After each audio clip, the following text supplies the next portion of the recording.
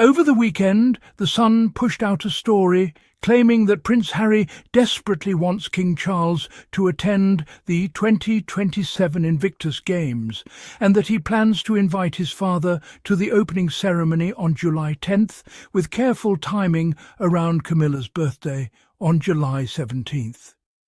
Right away, the tone was breathless and hysterical, as if an invitation to a sporting event for wounded veterans 2 years from now is some kind of constitutional crisis. The reaction from certain corners of the royal press was exactly what you would expect, screaming, crying and spiralling over something that is not only normal, but actually deeply human. Let's slow this down and apply some basic logic. Invictus is Prince Harry's life's work. It is a global movement that has changed the lives of thousands of injured service members and their families. It is about resilience, dignity, and recovery. Inviting your father, who happens to be head of state and commander-in-chief, to attend an event honouring veterans is not manipulation. It is not a power play. It is not a trap. It is a son extending an olive branch through a cause that embodies service, which is supposedly the royal family's entire brand.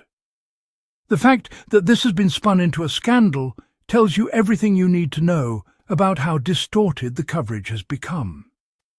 We are more than 18 months away from the Birmingham Games, and already certain commentators are behaving like the monarchy is under siege. That panic does not come from Harry. It comes from people who cannot stand the idea that Harry continues to thrive with purpose while exposing how hollow the rest of the institution looks by comparison. According to reporting that quickly followed, Prince William is said to be incandescent with rage, panic and jealousy at the mere possibility that King Charles could attend Harry's event. Think about that for a moment. The future king allegedly furious not over a breach of protocol, not over a national emergency, but over his father potentially supporting veterans alongside his younger son. That reaction alone says more about the internal dysfunction than any memoir ever could. Tom Sykes' royalist Substack rushed out a piece quoting friends and allies of William, who immediately ran to the press to demand that Charles shut this down. They framed Harry's potential invitation as an astonishing campaign and an attempt to bounce the king into lending Harry legitimacy. That language is revealing because it assumes Harry lacks legitimacy in the first place, which is absurd. Harry does not need a stamp from anyone. Invictus is legitimate because of the people it serves, not because of who cuts a ribbon. Sykes writes that there is a very real possibility that Charles might be thinking about attending, much to William's chagrin. And instead of asking why a father would want to reconcile with his son, or why a king would want to honour wounded veterans, the article frames this as madness. Madness to show compassion. Madness to heal a family rift. Madness to step outside the rigid and punitive framework that William's camp seems to demand. What this really illustrates is a growing conflict between monarch and heir on how to handle Harry. Charles appears to be conflicted, human, and at times inconsistent. William appears rigid, punitive, and obsessed with control. The press has chosen a side, and it is not subtle. They are desperate for Charles to publicly humiliate Harry by rejecting any association with Invictus. Imagine the optics of that. A king announcing he will not support a charity for injured service members because his heir is angry. It would be a public relations disaster, and deep down they know it. The article complains that Harry's team is effortlessly setting the agenda. That is not manipulation. That is competence. Harry communicates clearly about what he cares about: veterans, mental health, family. When you do that consistently, you shape narratives naturally. The fact that the palace cannot keep up is not Harry's fault. We are also told that some on the king's side are bristling at what they see as emotional manipulation. Yet those same sources admit Charles has shown remarkable indulgence toward Harry, meeting him and enabling him despite William's wishes. That word indulgence is doing a lot of work. It suggests that a father showing love to his son is a weakness. It suggests that William's wishes should override Charles's own feelings.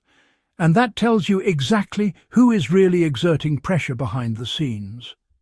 Friends of William want the men in grey suits to leak scathing, sceptical briefings to kill the story. Again, let's pause. These are unelected courtiers being urged to weaponize the press to shut down a possible act of reconciliation and support for veterans. This is the same old machinery that Harry and Meghan have been talking about for years. A system that prioritizes optics power and hierarchy over humanity. At the same time, friends of the King and Queen claim that any attempt to emotionally manipulate Charles will fail and point to reports that Charles is refusing to see Harry during an upcoming court date. But notice what they do not do. They do not categorically rule out attending Invictus. They hedge. They say it is too early to speculate. That tells us the door is not closed, and that alone is enough to send William's camp into a frenzy. One source even admits that Charles has always made it clear that he loves both his sons and wants reconciliation with Harry, that it would bring him great joy to normalize the relationship and improve trust. That is a profoundly human statement, and it stands in stark contrast to the cold, transactional demands coming from William's allies, who insist on apologies and public contrition before any contact can resume. Let's talk about this demand for an apology. William's friends want Charles to rule out any appearance with Harry unless Harry apologizes for comments in his memoir that they describe as appalling and derogatory. Yet those same people had no problem with years of leak smears and briefings that painted Meghan as a villain and Harry as unstable. Where were the demands for apologies then? Where was the outrage when private conversations were leaked and distorted? Accountability seems to flow in only one direction. The idea that Charles must pick a side is another false framing. A father loving both sons is not betrayal. A king supporting veterans is not favouritism. But William's camp sees it that way because their worldview is zero-sum. If Harry is seen as legitimate, successful and supported, then William feels diminished. That insecurity is not Harry's responsibility to manage. Now let's address the elephant in the room. Charles's messaging has been chaotic. On that point, even critics of William are willing to agree. Charles has sent mixed signals, alternating between warmth and distance, between openness and silence. That inconsistency fuels speculation and allows the press to fill in the gaps with their own agendas. Charles does need a plan. He needs to decide what kind of relationship he wants with both sons and stop outsourcing that decision to courtiers and columnists. But it is also clear that Charles is under immense pressure from his heir. There is a sense that Charles walks on eggshells around William, fearful of triggering anger or retaliation through the press. We have seen time and again how stories suddenly appear the moment William is displeased. Briefings escalate, narratives harden, and Charles retreats. In that context, Harry's position makes even more sense. Harry is not playing palace games. He is building something real. Invictus is not a vanity project. It is not about optics. It is about impact. Inviting his father into that space is an invitation to step into authenticity. And that is exactly what terrifies the palace machine, because authenticity cannot be controlled. William's reported reaction also exposes a deeper issue.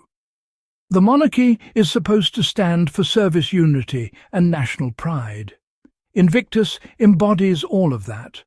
For the heir to be seen actively working to distance the crown from Invictus because of personal grievances would be catastrophic for the institution's moral authority. People see through that, veterans see through that, the public sees through that. The irony is that Harry has never asked for anything unreasonable. He has not demanded titles, money, or deference. He has asked for safety, accountability, and respect. He has built a life with Meghan rooted in values that resonate globally: compassion, equity, and service.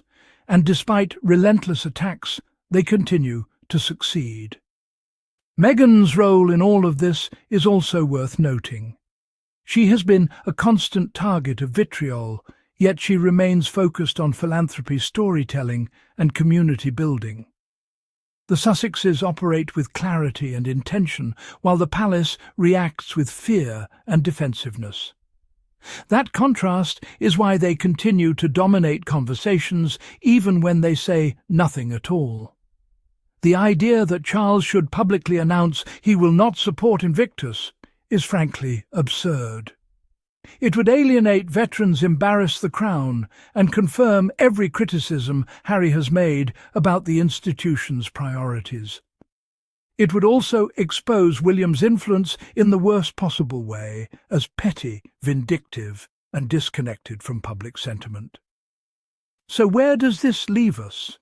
It leaves us with a familiar pattern. Harry does something normal and compassionate. The press loses its mind. William's allies leak furiously. Charles dithers, caught between paternal instinct and institutional pressure. And the public watches, increasingly disillusioned. If Charles wants to steady the monarchy, he should stop allowing his heir to dictate terms through the media. He should support Invictus unequivocally whether or not he attends in person. He should communicate clearly and honestly about his relationship with both sons. And he should remember that history will judge him not by how effectively he appeased courtiers, but by whether he chose humanity over fear.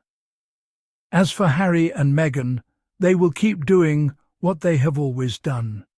Centering people over protocol, choosing substance over spectacle, and building something meaningful beyond the palace walls.